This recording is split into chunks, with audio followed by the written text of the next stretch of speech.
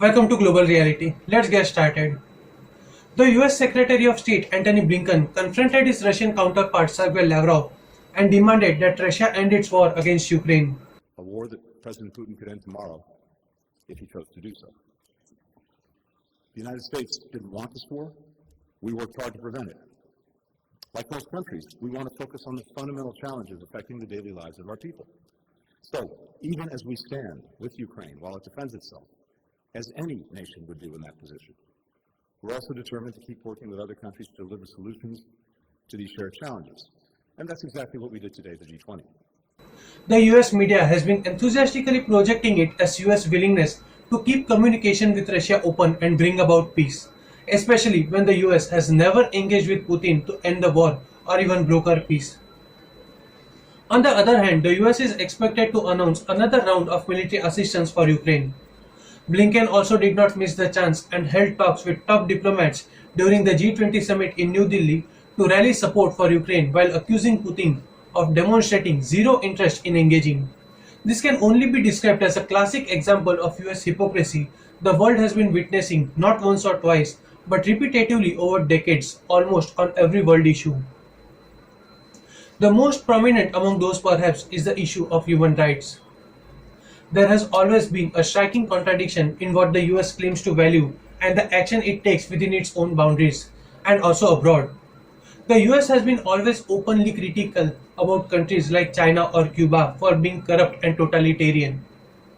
They criticize Iranians as villains who oppress their people, and Russia has always been a brutal imperialist.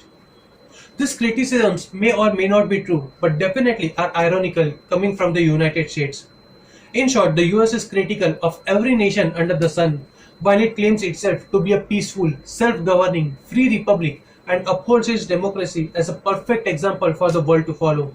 But it also allies with monarchies and autocracies for its own interests and conveniently turns a blind eye to all its aggressions and trespasses. The most prominent example being its alliance with Saudi Arabia.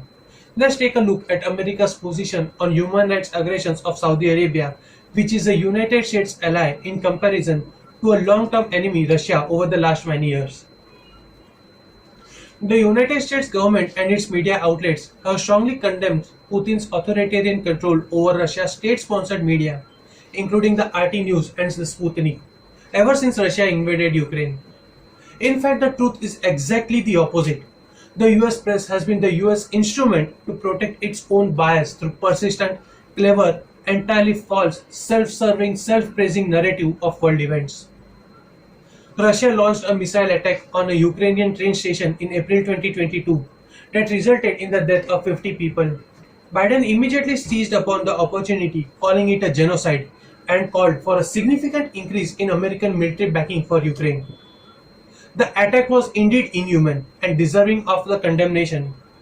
But the point here is, does the Biden administration hold the moral authority to condemn Russia's aggression in Ukraine?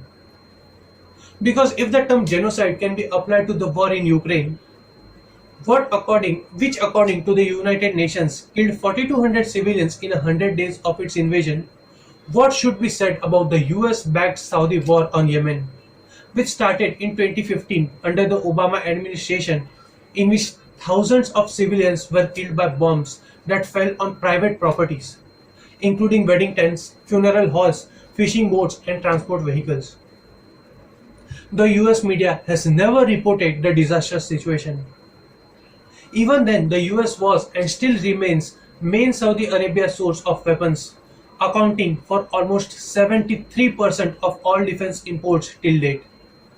So the question United States needs to answer not only to Yemen but the entire world today is, what does $650 billion worth of advanced American weapons which the US sold to Saudi Arabia do? Does it bring peace? Who is to be held accountable for the countless deaths, the destruction and the ruination of Yemen if not America? To put it as bluntly as possible, the states such as United States and United Kingdom, which expect global support for their stance on Ukraine, have in fact decades of blood on their own hands. Even so, there is still argument that Russia's brutal tactics in Ukraine exceeds anything done by Western coalitions in the Middle East and South Asia. But the United States does not think of itself as deserving of scrutiny or ponder on its own atrocities in Guantanamo and Vietnam. Many people believe that what Russia is doing is not at all that different from what coalition led by the United States have done in South Asia, North Africa, and especially the Middle East. How much of is this true? Let's take a look. The United Nations Development Programme reported in November 2021 that Saudi Arabia had bombarded Yemen repeatedly and caused an estimated 377,000 deaths, a shocking number by any standards. This amounts to somewhat more than 1% of Yemen's estimated 30 million population.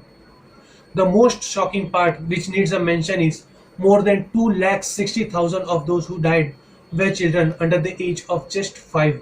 Just 5. All mostly due to hunger, infections, and acute shortage of medical facilities brought on by Saudi blockade of commodities entering Yemen, which is supported by the UAE and the US. Now, can this get any more brutal? In addition, the analysis predicted that by 2030, there will be a whopping 1.3 million more deaths, and the number of people living in extreme poverty is expected to rise to 22 million by 2030. Far more people have suffered in 7 years of Saudi-American war in Yemen than that have suffered and are likely to suffer in Ukraine. Were it any other nation, especially an adversary, Washington would be on a spree, issuing denunciation of and imposing sanctions, just as they have on Russia. One of the most talked about examples of US hypocrisy is Jamalkhashoggi, a citizen of Saudi Arabia and a vocal critic of the Saudi government, who was brutally murdered and his body inhumanly mutilated by Saudi operatives. American investigation agency the CIA had claimed that the murder and mutilation had been carried out on the orders of Crown Prince Mohammedbinsalman himself. When he took office in June 2021, Joe Biden promised to hold the Saudi government accountable for the murder, for blatant human rights violation in the Khashoggi murder case. He also made a vague declaration that his administration would end American support for offensive operations in Yemen. Yet this was all for show. Since in June 2022, when US President Joe Biden visited Saudi Arabia with the goal to strengthen broader support for the US-NATO war against Russia, the US President was seen sharing a friendly fist bump with Mohammed bin Salman. There was an immediate backlash from human rights activists, but the United States did not seem to even care for. For decades, the Saudi government has continued to violate human rights, prohibiting free religious practice of Christians, permitting slavery, subjugating women, persecuting and arresting clerics, and at times even members of the royal family, with minimal or no pushback from the United States. After the establishment of the State of Israel, Saudi Arabia continued to forbid Jews into Saudi Arabia, which prevented the US government from stationing Jews at the US air bases, and no Jews were allowed to work for Aramco. Although such persecution has been occurring for years now, but the US has rarely ever voiced its concern. Another such instance involved Raifbadawi, arguably the well-known Saudi dissident who was arrested in 2012 and sentenced to 10 years in prison, 1,000 lashes, a massive fine, and a 10-year travel ban. And what was his crime? Challenging and criticizing religious authorities.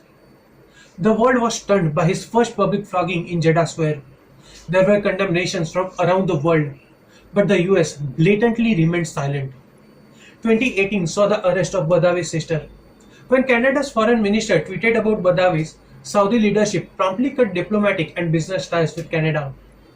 Not surprisingly, the US did nothing publicly to side with Canada. By now it should be evident that US is unlikely to take any actions against Saudi Arabia because there are diplomatic costs of doing so.